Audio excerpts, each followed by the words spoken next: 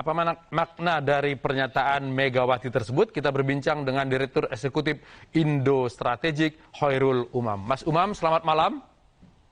Selamat malam, Bang Latif. Ya, Ibu Mega ini sudah 74 tahun dan sudah 28 tahun memimpin PDI Perjuangan. Apakah capeknya itu karena usia dan jenuh karena sudah terlalu lama, atau ada makna lain yang Anda lihat? Baik Bang, terkait dengan motif di belakang itu, tentu Bu Mega yang bisa menjawab apakah faktor usia, faktor kejenuhan, atau apa. Tetapi kalau misal kita cermati, sebenarnya Bu Mega sudah beberapa kali menunjukkan indikasi dan juga menunjukkan sinyal untuk melakukan regenerasi di tubuh partai PDIP. Yang paling menonjol, memang paling utama terjadi pada sekitar 22 Juli tahun 2020, tahun lalu Bang. Disampaikan oleh Bu Mega bahwa akan terjadi regenerasi total pada tahun 2024. Jadi sebenarnya apa yang disampaikan Bu Mega tadi itu adalah sinyal kedua yang disampaikan oleh Bu Mega pasca tahun lalu. Nah, kalau misal itu kemudian terjadi, sebenarnya itu juga sudah menunjukkan adanya satu proses dinamika internal di dalam PDIP yang justru mungkin juga cukup positif, bahwa menunjukkan indikasi sadar bahwa regenerasi kepemimpinan itu jauh lebih penting daripada mempertahankan sistem politik patronase yang akan cenderung membuat sebuah partai politik akan cenderung menjadi rapuh dan kemudian juga menjadi kurang produktif di dalam konteks mengelola basis pemilih loyal dan juga mengatur voters yang lebih kuat. Ya, apakah ini kode keras bahwa sebetulnya Ibu Mega sudah melihat di tubuh PDIP ada orang yang siap untuk menggantikan beliau? Nah, berkaitan dengan itu, ada satu indikasi yang cukup unik juga. Karena yang disampaikan Bu Mega itu adalah sebuah bentuk pengandaian. Kalau misal kita cermati sekali lagi tadi yang disampaikan Bu Mega, kalau misal anak-anak itu ikhlas dan tidak butuh saya, maka ya wes gitu kan. Nah, sebenarnya itu bentuk pengandaian. Kalau misal dalam Japanese political culture itu disebutnya semacam ngelulu. Ngelulu itu tradisi di dalam masyarakat Jawa yang bombong, tetapi juga ada sindiran. Nah, apa artinya? Artinya bahwa sebenarnya penentu dari proses regenerasi politik di dalam PDIP itu bukan dalam sistem kepartaian, tetapi otoritas kekuasaan Bu Mega sebagai pemilik saham utama PDIP itulah penentunya. Nah, oleh karena itu, kalau misal kembali lagi ke pertanyaan Bang Latif, apakah sudah ada?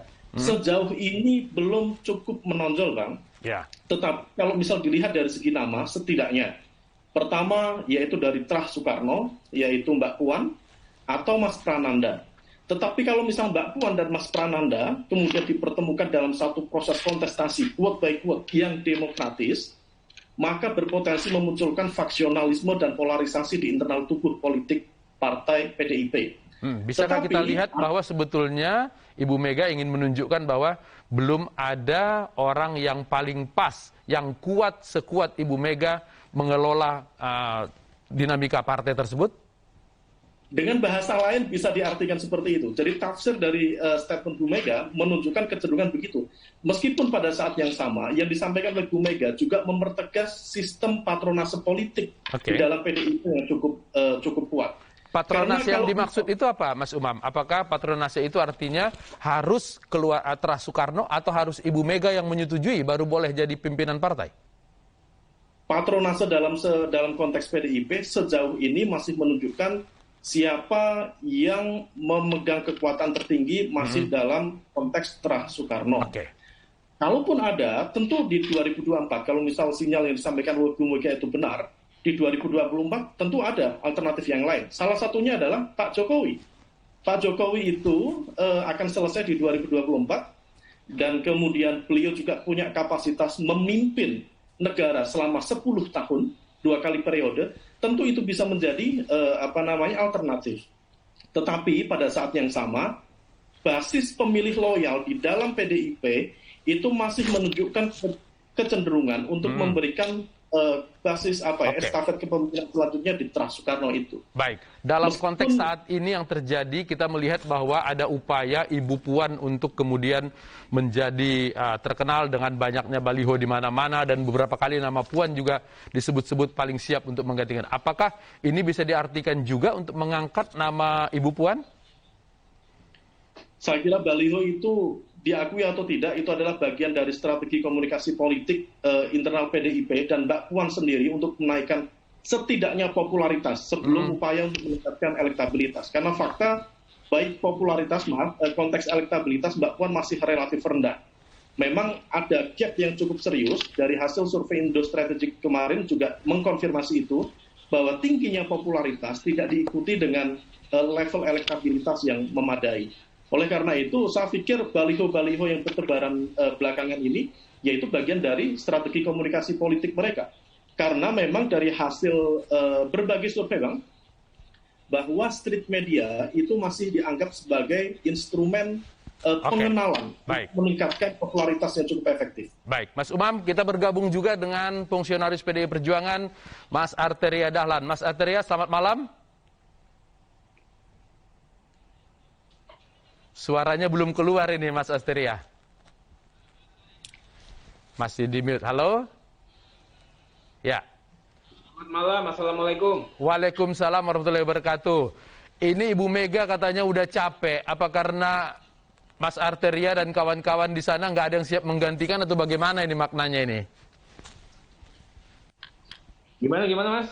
Ini apa makna dari pernyataan Ibu Mega bahwa dia sudah capek selalu terpilih menjadi ketua umum?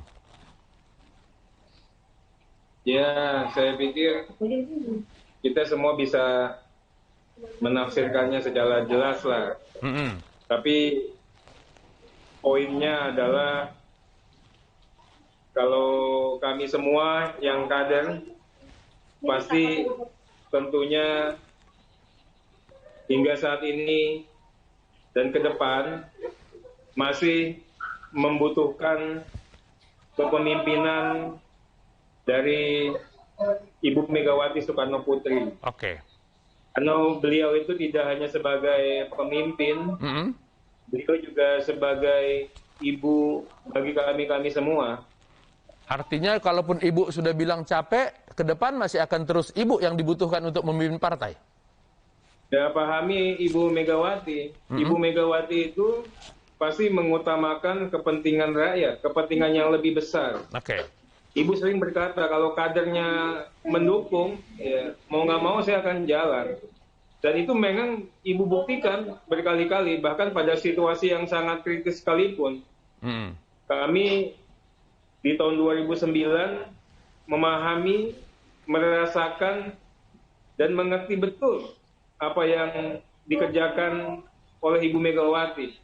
Bagaimana sikap konsistensi beliau, bagaimana keyakinan beliau bahwa berkuasa itu tidak hanya menduduki atau mendapatkan posisi sebagai penguasa, tapi cara-cara untuk mencapai kekuasaan itu menjadi substansi bagi Ibu Megawati. Baik. Makanya banyak hal beliau tidak hanya pemimpin, beliau menjadi ibu bagi kami dan menjadi ideolog partai. Oke. Dan apakah mudah-mudahan pernyataan ini bisa dikaitkan dengan strategi PDI Perjuangan di 2024 nanti?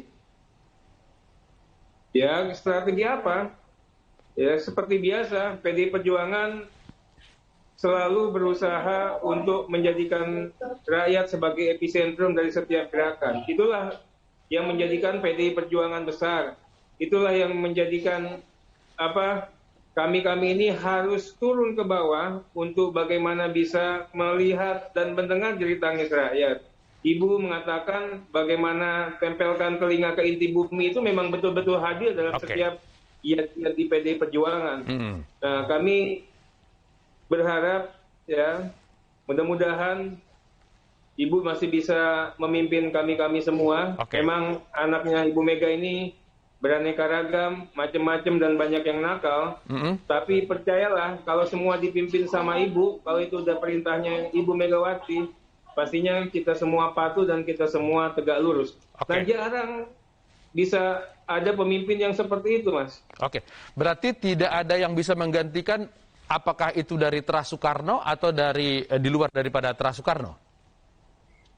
Kalau saya pribadi, sampai dengan 2024 kita masih membutuhkan figur dan kepemimpinan Ibu Megawati Soekarno Putri untuk memimpin PDI Perjuangan melalui tahun-tahun yang kritis ini. Oke, walaupun Ibu bilang sudah capek, tetap harus Ibu terus sampai 2024 ya?